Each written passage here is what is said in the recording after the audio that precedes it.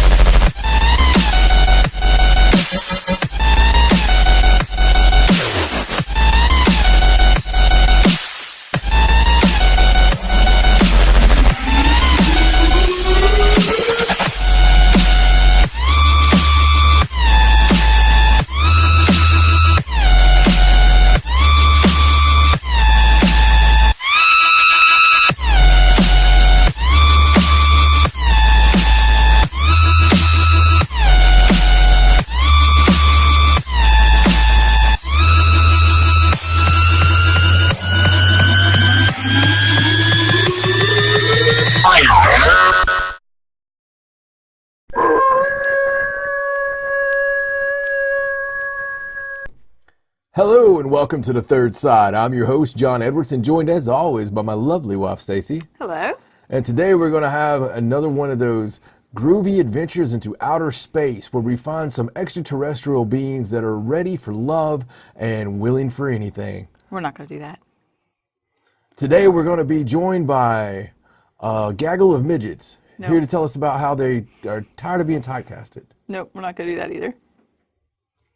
Today we're going to have some cool news, some paranormal happenings, and some events from around the world that are a little bit strange. Okay, we'll go with that. All right. Okay. As always, thirdsideparanormal.com. That's your destination to find out more about the gaggle of galloping midgets. Facebook.com/thirdside. That's where you're going to find information on how to get a hold of them. Maybe for... Would it be a gaggle? A gaggle of midgets? Is that the correct term? It might be... a meddling of midgets? A meeting of midgets? A meeting of midgets. I like it when the first letter's the same. I don't know. What would it be? I don't know. Anyway. A dynasty of dwarves? That's a dampening? Okay, I don't know. It's pretty cool. I didn't mean to interrupt you. I'm sorry. That's okay. Go right ahead. All right. At 3SidePara on Twitter. That's the number 3.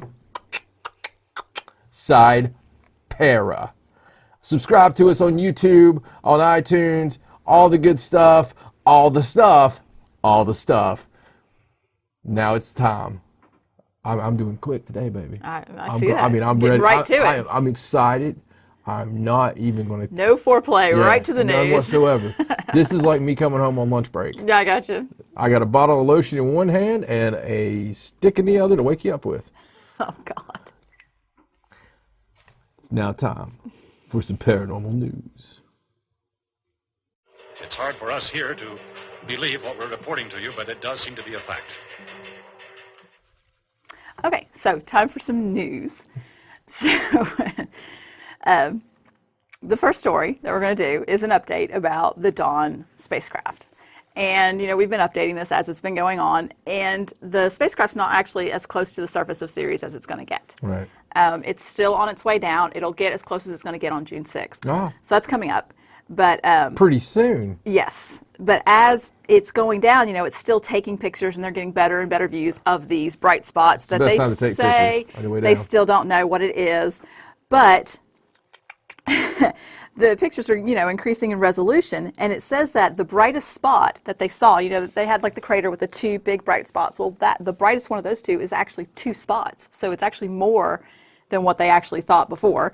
And they're still sort of saying, we think it might be ice on the surface. That's what it's sort of looking like, but not all the spots, respond the same way. I think we said that the last time.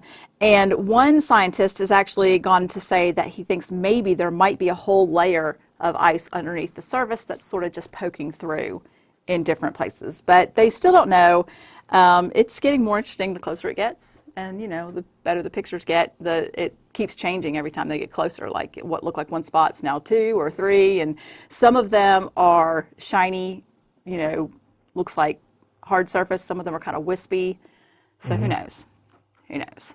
I'm sure NASA does. I'm sure they do too. I'm sure they are just like, what do we say about it this week? What do we say about it this week? Yeah. But I mean, it's just, I'm sure it's, I don't know. It's interesting. It's interesting. It's hard to tell what it is. The whole time that this has been happening, I mean, it doesn't look like anything we've seen before. But is this some slow way of them disclosing something? Is it some other directive behind it?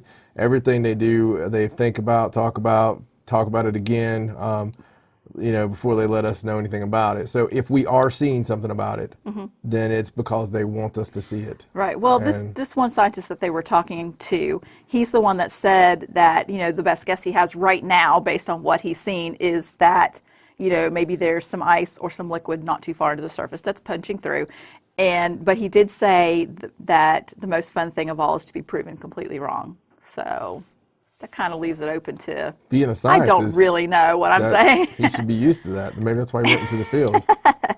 So anyway, we'll keep following it. Like I said, it gets as close as it's going to get on June 6th. Wouldn't it be cool if it was like a artificial satellite and that light you see is actually the thrusters moving it to keep it in position? See, I don't think that's a theory that's been put forward yet. I mean, because what I'm talking about, like if it's something giant, moving back and forth and kind of keep it where it's supposed to be. Keep it where it's supposed to be. That's an interesting theory. That's the first thing I thought whenever I saw it. They should have asked you. You would have had a much more interesting article. Other than being a city, because that's what you initially think is right when you see the city lights like that. So yeah, it'd be interesting if it is ice reflective like that. Odd that we haven't had this happen before. Yeah, I mean, I don't know. With that kind of brightness. So I don't know. Maybe it'll be some cool kind of crystal ice, new designer drug from Can you imagine that? There's a futuristic story for you. Yeah. Well, how much would that cost? Oh my God. I would do it, wouldn't you? I don't know. You got to try everything once. I mean, except for highly illegal drugs. I think I would wait to see how it affected other people. See, that's no fun. Yeah, but I'm cautious like that. I react completely different than everybody else. Like, I mean, when I take normal over-the-counter things. Right. But let's just say you take something and you have a normal reaction that they list on the bottle. Right. I don't react that way. I think it's because I'm so already. When they do the commercials about the medicine and they give you those side effects that affected less than 1% of people, and it's like, I'm the 1%? Yeah, it's like thoughts of killing your neighbor, cooking the dog, suicide, death. Those are all like less than 1%. That's you. That's the ones we have to look at. That's me before breakfast. That's the ones we have to look at when you take a new medicine. It's always like kill the neighbor, suicide. It's like the worst thing that could happen on medicine. That's what's going to happen. Scary. Even those 4-hour erections. Which is not pleasant as it may sound. Anyway. But I just thought I'd give the update, because we're kind of following it. So hopefully they'll come out with something better the next time I do an update, because it'll be hopefully after June 6th. So. Tiny travel school says that they'll probably feed you more lies. Okay, let's move on. All Let's. right, so let's talk about this new show that they're doing in England, the Enfield Poltergeist. They're doing the special TV, I think it's a 3-part series about the Enfield haunting. The Enfield's a nasty, well, it was a very poltergeist. famous haunting. Yes, I know what it is. It's like in the first day of paraschool. Well, it's little levitating children. Yeah, it happened back in the 1970s, and it was the Hodgson's family from North London. And supposedly they were targeted by an evil entity that sent furniture flying around, and like their 11-year-old daughter was supposedly possessed. Like she was speaking in a harsh voice and supposedly levitated, and and it's very famous. It's one of the most famous ones over there. Debated about, kind of like top names in the world. Yes. Came to that place. Right, and so they're doing this supernatural drama on Sky Living. It's a 3-part, is what it says, 3-part supernatural drama. Of course, we can't see it yet. I know. I wanted to see it. We can't see it yet. I tried every way I could to see it. Damn you, Sky. But the whole drama draws on the documentation and the recordings and the witness statements from this particular incident. And the people in the show, it's like the investigator at the time, what was his name? Maurice Gross, I think. Yeah, and then there's another investigator that was more of a skeptic, and it's about the happenings and things that were going on. And so I was looking at this article about this show that they were taping, and you know how we talk about movies all the time where the actors get scared because they think that there's been a curse or a haunting or stuff. Well, of course, it happened on this show as well. Right. Not as big as like when we talked about Poltergeist. I mean, are they on just a set, or did it? Yeah, no, what I'm talking about has happened on set. Okay. And you know, we talked about a few shows ago, we talked about the Poltergeist movie, the new one, and they had the weird stuff happening. Right. This isn't as bad as that. The only thing that but it's probably more real than that. The only thing that they could say that would scare them is they would have a photographer that would come and do like pictures while they were filming or whatever. And every time he came on set, his camera broke and would not work. Wow. Like, he couldn't take any pictures. And it didn't bother him. He just got annoyed, but, like, all the actors and the director and everybody were totally freaked out. I know because all about they were all that. into the story, you know, and filming it. And so this first weird thing happens, and they're like, you know. No, I mean, it's probably more than likely a sign. I mean, that's a nasty, nasty deal. And anybody who doesn't know that's watching the show, this is when you knew you want to look up. If you don't know about the Enfield Poltergeist, you look it up. I'm sure if you are into the paranormal at all, you've read. Yes. It's probably page 3. It's somewhere after Amityville and. Well, I think they do touch on it in that book, the Ed and Lorraine Warren book, The Demonologist, the one that we have at home. I think they actually touch on it in that book. I don't know. A little bit. I don't remember. I've read that book so many times. Though. They touch on so many things. Yeah. Yeah, there's all kinds of articles. There's actually another article I'll link that talks about the recordings that they made. I know the levitations always look like someone threw the kids and took a picture. Jumped up off the bed or something. Yeah, that's the only thing I've always thought on those pictures is like it's like, all right, Sally, jump, and they take the picture. I mean, come on. I don't care who you are. That's what it looks like. That is what it looks like. It's just like, let's throw this chair. And all right, action shot. To be fair, you have to take that into consideration. I mean, we weren't there, so you have to take all different I take it all into consideration. Yeah. But I saw this other article, I'll link it too, that said that the noises that were on the recordings, scientists studied them or something, said that those are real recordings. I don't know what they studied exactly like. I don't know. Oh, I do. How they thought those might be fakes. But yeah, I'm looking forward to seeing this. I hope we get to see it soon. I'm looking forward to seeing it as well, just because anything in Britannia has the same actors recycled. Mm-hmm. It's like all your favorite actors. It's not a very big island. You get to eventually see someone you really like play that part you want them to play. Right. And at some point, they're going to be in a Jane Austen made-for-TV series. It's going to happen at some point. Well, the actor that plays the paranormal investigator, his name's Timothy Spall. He actually listened to all. He really went in depth and studied the original recordings. He listened to all the original recordings and looked at everything just to get into the whole role. Mindset, yeah. And he said that he was pretty freaked out by what he heard and what he. What's funny is back in the 60s and 70s, mm-hmm. paranormal research was was so taboo that you take something that you take these hauntings, for lack of a better word, and the only ones we really have any news on is ones that were brought in from like the Daily Mirror. I think the story with Enfield originally was they couldn't get the help, and it was covered by a newspaper. Mm-hmm. I believe it was the Mirror. Okay, mm-hmm. Forgive me if I'm wrong, but they had tried getting help other places, so this newspaper came in and said, all right, we're going to do the story. That's where those pictures came from. Mm-hmm. The people that did the story said, there's this crazy stuff going on here. And that's where it got that fame, was because it was in the pictures. It was in the freaking newspaper, right. Oh, yeah.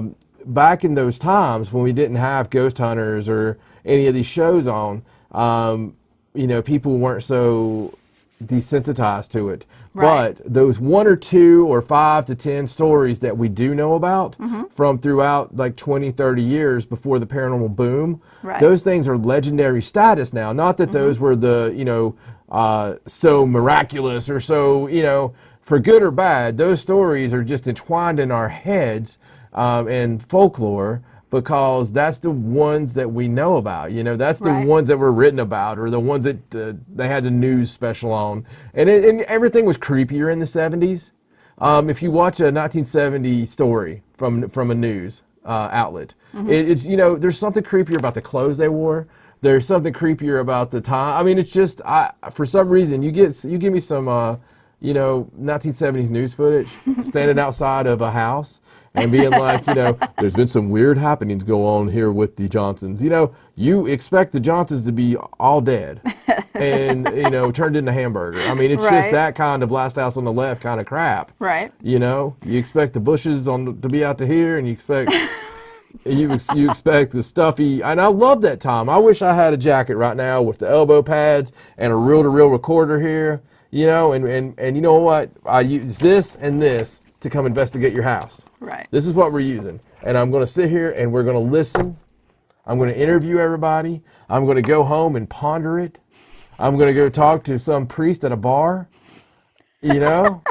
That's just smoke a cigarette. That's just for my own entertainment. Yeah. Well, I'm going to smoke the cigarette that I believe is making me healthier. And I'm going to ponder this case. Because it's the 70s. Damn, I would love to be back there. Knowing what I know now, just go investigate. That'd be really cool. Sorry, you got me on this whole kick. That's okay. Dude, I love it. Like coming to the studio today, the sun was shining, was playing the Eagles. Man, I was Glenn Fry. I had a big furry mustache. You hadn't shaved your lady parts in like 4 months. And we were just driving down the road. The sun was beating me in the head. That was beautiful. That's what I'm talking about. Peace, love, and hair grease, man. I mean, I was just like bell bottoms and free love and real music and hauntings with elbow pad jackets. Wow. Okay. I wish we could. I don't even know where to go with that. I'm sorry. That's okay. Well, I did it again, didn't I? That's all right. It's all right. It's entertaining. I just, let you do it. But of course, this is one of those stories that's debated still, like the Amityville Horror or, any other poltergeisty type story that you get. Everybody always has their side of the story, right? All right. You ready to move on? Okay, let's move on. This next story is about a monument that's in Norway. Now, this is not a new monument. It's been there for a couple of years, but this story is new. Like somebody just did a story on it, and I didn't know about it, and I thought it was really interesting. So I thought it is in Norway that we would talk about it. We won't hold you liable for that. But it's a monument they have in Norway to say that they're sorry to all the witches that they burned back in the day. Did they? Yes. I wonder how many generations of small penises had to happen before they decided to make that monument. Anyway, it's in the town, I think it's pronounced Vardo, and it was known as the witch capital of Norway. Which capital? The witch capital of Norway. They built a monument dedicated to the memory of the men and women who were burned or tortured to death because of claiming that they were witches. Because of the torture and the beatings and the blood and the rape and the... It said at least 91 people. There are 91 in this particular monument that... What's the predominant? Is it Catholics there as well, like in Norway? I don't Back know. when they were burning them? Do you think it was Protestants that was... I honestly don't know. Or just Norwegians that didn't like witches? This article goes through, it wasn't all at one time. Like there was some at this particular time, and then there were more so many years later and so many years later. But they kept meticulous records. And so they have this monument that has a corridor filled with 91 lamps, and each lamp illuminates a window with a plaque that tells a story of a man or a woman that was, put to death or whatever. And it even has testimony from their trials and stuff like that. And that's just one part of it. And then right next to it, another artist did a piece, which is a black glass box with a constantly burning chair in the middle of it. Wow. And above it, it has 3 mirrors that reflect the fire, and it's called The Damned, The Possessed, and The Beloved. That's the most awesome thing ever. And it sounds amazing. Like, I just want to go see it. I just want to go to Norway just to see this now and walk through this hallway. Man. That's really cool. Which is really cool. And it said that... Do you think they're ever going to start burning witches again? No. Really? I mean, because it's happened, like, throughout time. I don't know. Well, I mean, they do in other countries. I say no, but there are still countries that still burn people for witchcraft. Third world countries, yeah.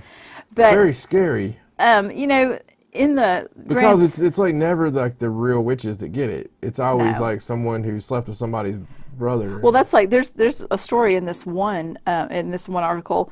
You know, in the grand scheme of things, 91 people is not a lot, but in this town, in this area, that was There a was lot of 94 people. people. Yeah, that was Yeah. like, you know, a third of their right. whatever. But there was terrible. they mentioned this one story like near a Christmas time that happened near the early 1600s. It killed 40 fishermen, and it was just a Christmas storm, you know, at sea.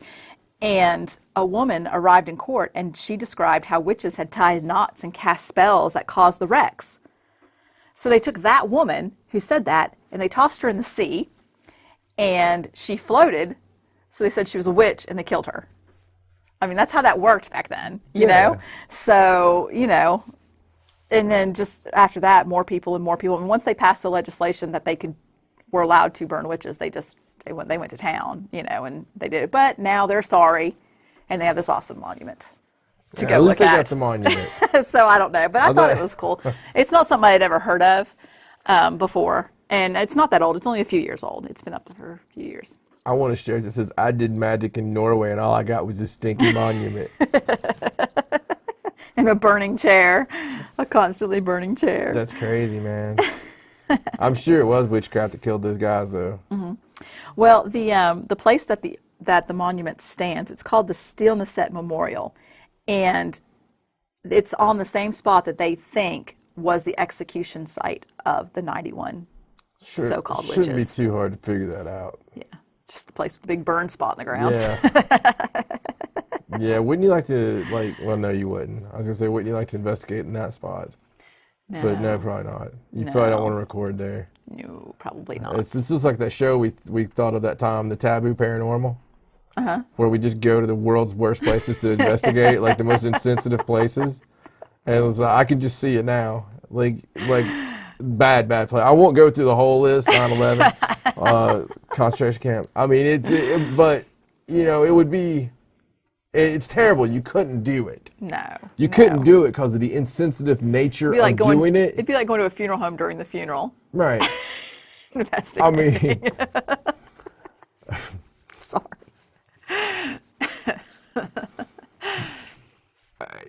anyway, it would be wow. I was just thinking of all the times I snuck recorders. Wow. Into a funeral? Really? I don't know if I knew you did that. Maybe I did. So anyway, yeah. Anyway, kind of along the same line, there's another article that's been going around about another cool thing that is not new.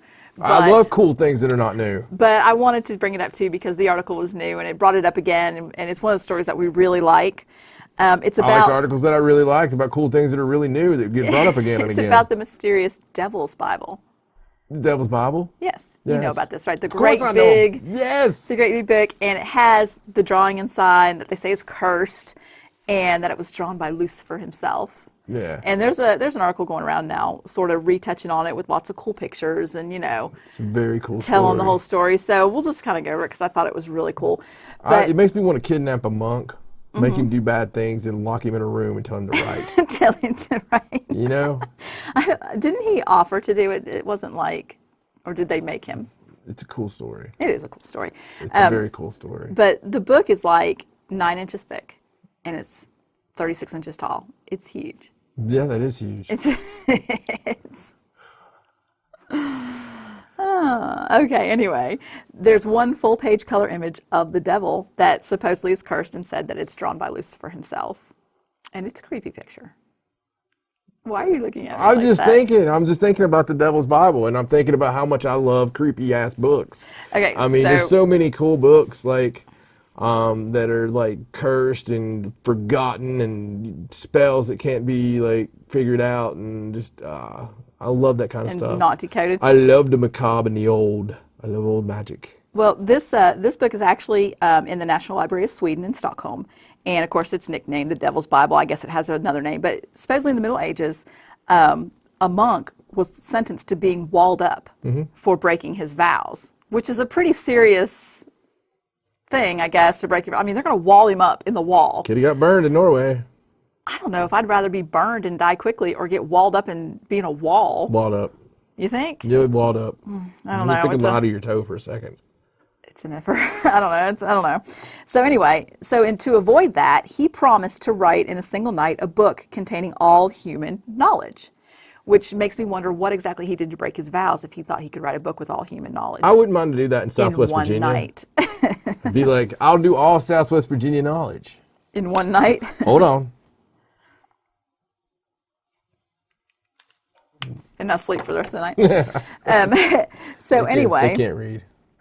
It says as midnight approached, supposedly the monk, he became really desperate and he turned to Lucifer for help because he's already in trouble. Why not just ask the devil to help him out? And he made a pact to finish the book in exchange for his soul. So, why do people always jump the soul? Like, first I would be like heavy petting, I'll give you this ring. I'll be like, I'll let you look at it. I'm pretty sure the devil only deals in souls, honey. Have you tried? No, I've never tried. I have. But the really cool thing about the book is that there was a report by National Geographic that actually did like a handwriting analysis and looked at the whole book and said that one person did write the whole thing. So whether it was done in one night or not, or the devil helped, that's, the story. It's a magnificent looking book if it was really done in one night. And if that could be proved to be done in one night, then there is no other explanation other than supernatural. Well, yeah. And if anybody hasn't, looked into this, then all joking aside, you need to learn a little bit and go look at it. It's freaking crazy. Mm-hmm. It's, Voynich manuscript area. I think I saw somewhere, it's not right here, but I'm pretty sure I read somewhere that they figured out that a normal person writing nonstop, it would take them like 5 years to write as much stuff that was in this book. Definitely do. But regardless of how long it took him to write it or who helped him, I want to know what's in the book. If he supposedly put all of human knowledge in this book, I would like to see what he put in there. Yeah, be careful. I mean, seriously, be careful. True. You never know with these things. It's especially this older magic. And it's look, we talk about it all the time. Justin and I were talking about it, something similar before the show, in between shows. It's just things are different. Mm-hmm. Up till maybe 100 years ago, right? For the whole time of humanity, you look at it as one way. Curses are hardcore and they're real, and magic is real, and this and that. All up to us being pretentious and knowing that everything is just that's just wise tales. But then every day you see it in action. You see bad people have bad things happen to them. Mm-hmm. You see these natural disasters that make no sense, and they'll be like, it doesn't really make any sense. But last week, we had that orgy festival. You know what I mean? I mean, it's just like I got you. Open your eyes. And with the paranormal, I mean, as I say that, there's a big bang over behind camera. It wasn't a big bang, it was like a pop, like a parapop. Right. Parapop. Hey, I think he just coined something. Yeah, and the dog approves. The dog just barks, yeah. But, it's a cool story, and I don't know. I'm gonna link to it, because it's got the cool pictures of everything that's going on. Cool pictures, I'm down, bro. You down with some cool pictures? I'm down with the sickness. All right, so let's move on to this next story. This is a story about a scientific study. Oh. And I hate it when there's scientific studies in conjunction with something that's supposed to be paranormal. Me too. Because it usually makes me mad. Yes. And this one's probably not going to be any different. I didn't really understand the point of this one. I mean, it's supposedly a study of life after death. And the article headline was First Hint of Life After Death in Biggest Ever Scientific Study. Now, they're saying that there's possibly life after death. Right. That's their angle on it. But the way that they came to this conclusion, I think they have a lot of more work to do. But supposedly it's Southampton University scientists, and they say that they found evidence that the awareness can continue for at least several minutes after clinical death. Which I guess they thought at first it was like, you die, you're dead. Right. So it's a start. But when you read the article, as I was reading it, I got down and it said that, they said that they used to think that your brain shuts off 20 to 30 seconds after your heart stops beating. But that they have witnessed or whatever, that the consciousness actually does stay around, and then people are resuscitated, and they, you know, they give you the accounts of what was happening in the room when they were because that's the only way you can explain whatever. not having anything working and coming back 20 minutes later and being still being you know. Right. So the stats that they give in this article is they had like 2,000 cardiac arrest patients that they studied, and like 300 and some of them survived. So out of those 300, they only surveyed 140, and out of those 140, only 39% had experienced the awareness that they could. So it's really small, that amount of people. So that's why I was kind of curious why they just came out already and was like, oh, we found this, you know, for a scientific study. You can look at it that one way, or look at it on the way of, it was only this one small number, and look what we already found. Well, maybe that's what they were saying. That's it's a really unusual. That's a really exciting thing, because you know, they didn't talk to 20,000 people and one of them said it. Right. You know, they only talked to a small number of people, and they got this small little smidgen of proof. Right. To something that we know. You know, I would love to lead one of these scientific studies, because I'd sit at a table kind of like so, and I would probably join hands scientifically. Right. And I may start a recorder. In the essence of science. In the essence of science and the spirit of it all. Yes. And I may actually say something like, you know, is there anybody here with us who would like to scientifically communicate? Not sure that would. Because I love the scientific method. Well, anyway, it's still an interesting. Goes to real, people. Cool. Goes to real. It's still an interesting article, and it talks about what some of the people that said that they had experienced stuff, what they had experienced. Like, some said that they felt peace, an unusual sense of peace. That is unusual. And some of them said that they felt like time had slowed down, or maybe it had sped up, you know, one way or the other. That depends on if I'm going into Southwest Virginia or out. Some said they saw the bright light thing. You know, like I mean, near-death experience.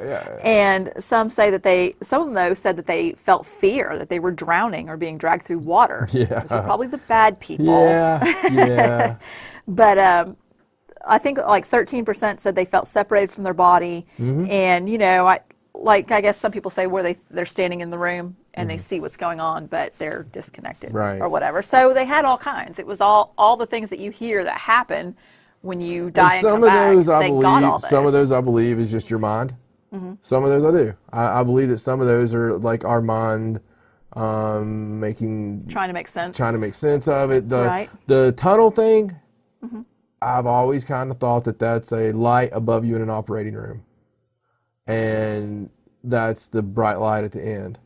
Right. And you know, it depends whether you're in an operating room or not, I guess. I guess. If that happens. I mean, I guess, or the sun, or some light above you. Right. A flashlight checking your eyes. Well, you know, the human brain's an amazing thing. It could make you see, I guess, whatever. Yeah. I mean, yeah, it is. Who but knows? People when you talk to people that have had NDs, you really get a better understanding of you know, it's crazy because a lot of them are very similar.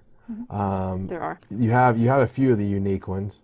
I'm really curious what the difference is. I mean, honestly, I was joking about the whole bad people, good people thing, but what the difference is between people that feel peace and see bright and the people that are really scared and feel like something bad's happening. What if it's more like a trip, man? What if it's more like how you go into it?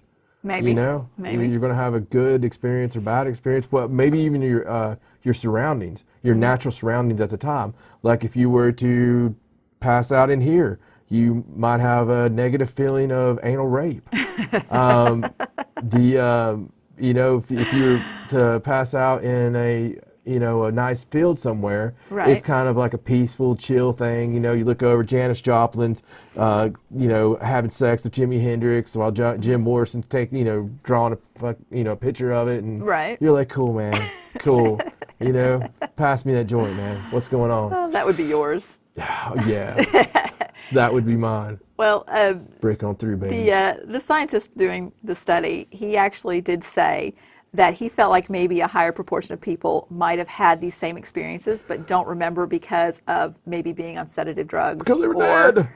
Or, you know, Small something number like of people don't remember because they were bleeding dead. I meant the ones that came back. Oh, sorry. But, you're not you dead. know, they're looking to research into it further because they think that what they found so far is very interesting. So. It is very interesting. It's a eureka for people that are needing the absolute positive, because they went into that looking to disprove it. They're scientists. Probably. You know, how depressing is it to live thinking that once you die, you're done? Yeah. I mean, how depressing is that? I don't care what you do believe in. I don't care if it's, you know, purgatory, St. Peter, you know, reincarnation. Buddha, whatever. Whatever it is, at least there's hope. There's something better, because you know what? Albeit with the small comforts you may receive throughout a lifetime, this place blows. I mean, it just blows. From the feelings to the evil people, to the hate, to the misunderstanding, to the just backstabbing, soul-wrenching, gut-kicking tramps that ruin every human's experience. You got to think there's something more, right? Right? There's something better. And, you know, so, well, I mean, I'm just saying some people. Right. Some people. Some people have negative experiences throughout life. So anyway, hopefully they'll keep studying it and maybe they'll have a breakthrough. I don't know. To the other side. Yes. That's funny. Okay, anyway. I've never heard you laugh like that. Sorry. Wow. That was like 8th grade big glasses, Stacey. She's just like. You did not wear big glasses. I had contacts by then. I wore big glasses in 5th grade. Was that before you were in the band? When did you join the band? Was it 5th grade? Not until I was in high school. I'm just messing with you. It was actually, you were really hot in high school. Thank you. I love those But pictures. I was in the band. I know, but that's like one of my favorite. I'm surprised I don't have that taped on the back of the headboard of the bed. Like, I love that picture from, just because I like my pictures there. But the my hair was slightly bigger. Yeah, man. Yeah, you were totally like, you should be at like a AC/DC concert with me. You know. It was the time period. Okay, anyway. Cool. So I have one more story, and this was not technically paranormal, but Can I take a moment? Yeah. Just a quick moment. Sure. Just gonna let all our viewers know that my birthday is coming up. It'll be June 25th, and we have this customary thing where everybody for my birthday usually sends gifts. So if you want to send, Really? no, We didn't do that on my birthday. well, I mean, you know, all right, we won't do it. People can say happy birthday to you on Facebook. That would be cool. There you go. I'd like to break my, what was it?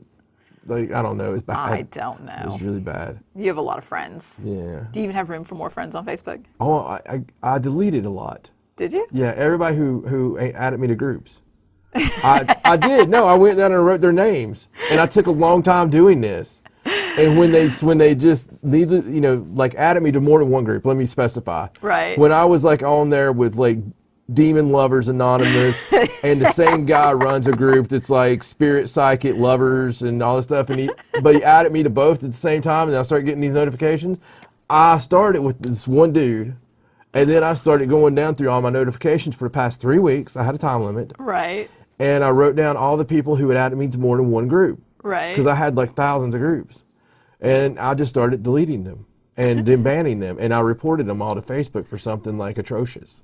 Like I got on there like the violence or harm report. And I know that because they won't actually do anything to them, Facebook will send me something weird in a few weeks like, we looked at that and yeah. There was nothing there, dude. You know? But yeah, I'm a sociopath. I'm high functioning, but at least you only kill them on Facebook. Right. Yeah. Right. But they're dead. Because they added you to too many groups. They're dead. Okay. I'll remember not to add you to groups without asking you. Anyway, for all these people out there who click like on the Third Side Facebook, you can also go to my personal Facebook and find me as John Edwards, and I'm sitting there probably in a picture looking really cool and going, hey. Well, actually, it'd probably be like, hey, because I like taking pictures up here. And then I'll add you. And I'm almost to the limit again, though, because I made space for 500 people or something. Wow. Yeah. I don't have that many friends on Facebook. Count yourself lucky. I'm not that active on my personal one. It's not. It's because of the paranormal and the wrestling. Probably. And then the little smidge of music. Yeah. And that's okay. That's where it came from. I can see your Facebook wall sometimes. I'm glad I don't the have that wrestling. many friends. The wrestling people that watched me on wrestling, that was a massive amount of like networking. Right. So you get one wrestler from one fed and the blah blah blah. Oh yeah. So there's a lot of those jokers on there. Okay. All right. Well, anyway, let's go on. Oh, did you make your point? Whatever point you were going to make? No, but it's okay. Are you sure? Very used to it. I forget what you were going to say. You said, let me take I did make it. It was about having space in Facebook. Okay. Anyway.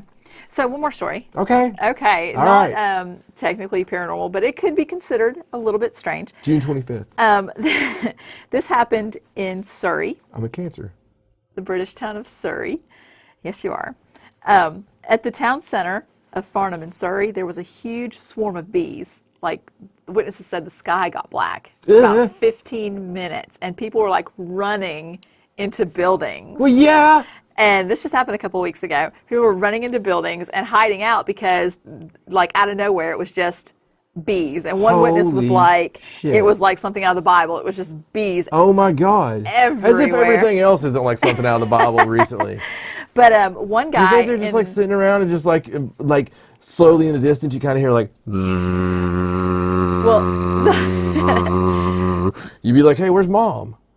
And you hear it still. It gets louder. Oh wait, no, that might be Tess. And then all of a sudden the sky gets black.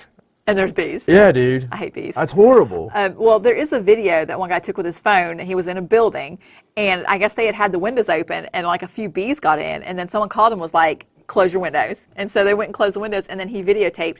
And when he was videotaping, it wasn't like black sky or anything, but you could see them outside the window just everywhere, just flying everywhere.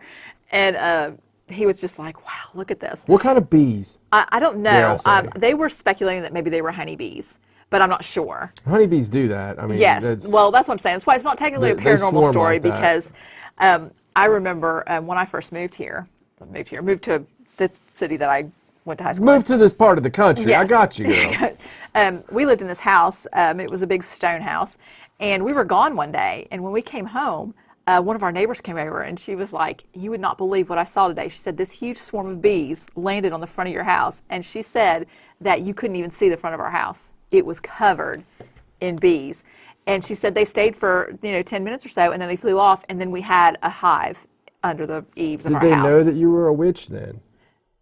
I wasn't home.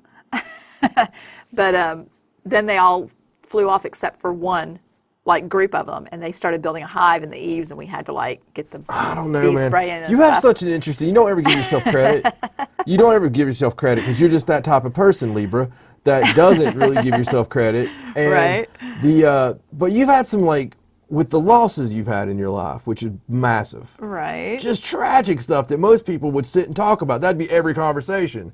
Be like, I was just sitting around one day and then all of a sudden, boom, this happened. But you don't ever talk about it. Right. Your near-death experience, which was legit, and I mean, you launching through the front of a vehicle happens, Mm-hmm. I mean, with all the stuff you've had happen, man, and your interesting little marks in your eye, and You're not supposed to talk about the birthmark in my eye. sorry. I'm just saying. It's the stuff like the honeybees and stuff, you can't just be so passé about that. Well, like you said, honeybees do that. They do that, but I don't know. It was weird. I'm glad I wasn't home at the time, but I kind of wish I had seen it in a way. I had been inside and saw the bees covering the window. I live with you. When the very fact that I can get home by watching where the crows are flying means there's something odd with you. Well, I do tend to attract stray animals. Yeah. Occasionally. Quite a bit. But anyway, this is pretty cool, and there's a video and all. I was a stray animal when I met you, wasn't I? I think so. A homeless vagrant. Yeah. Yes. I would go homeless vagrant. That's probably about right. Yeah. So anyway, that's all the news. Okay. Oh, what? Oh. Yeah, that's all the news. Well, thank you very much. I was lost in translation. Yes. Thank you so much for the. Yeah, I'm sorry. It's just. I was just gonna let you roll with it. I was gonna let you. use I it. don't know what his voice should be. I was going to do the closing with him, but I'm not sure what his name is. It looks like it should be Sanchez. I don't know. There's something on the top of it. What's written on the top? Let's see. Ah! Yeah. I don't know. It looks like his name should be Sanchez, though. Okay. I don't know why, but he's like the kind you see, like, kind of in your dreams, laughing, and it's got flames coming out behind him. Red eyes. Yeah, man. Like, you know, very Army of Darkness. Yes, you know, there you very go. Army of Darkness. I don't think we're supposed to play with the set. I know. They tell us not to touch this stuff, but it's not like anything's ever gonna, you know. It's not like anything's cursed. Right. ThirdSideParanormal.com. That's your destination to find out how many times we've been tricked into touching cursed objects there at the Abbott Studios. He's holding up numbers behind the camera. Holding up numbers behind the camera. That's right. And he's not joking. Facebook.com/ThirdSide. That's where we find all kinds of cool links and trinks and, oh wow. I gotta watch out when I'm rhyming. Because I almost Twitter. Good thing you didn't say it. Well, yeah. Well, I mean, you know, at 3SidePara, that's the number 3. Well, I only say that It's okay. because I would never say. That's not even in my vocabulary. I know. I'm aware. Side para. I was thinking about that story from last week where they walked across the water to Alaska. Okay. Subscribe on YouTube. Find us by just putting in Third Side on iTunes. Leave us a review, a good one. Talk about how good looking I am on radio. And for my lovely, bodacious, voluptuous 80s hair having wife. Because I don't have 80s hair now. well, I always see that picture. So long from the Third Side. Good night.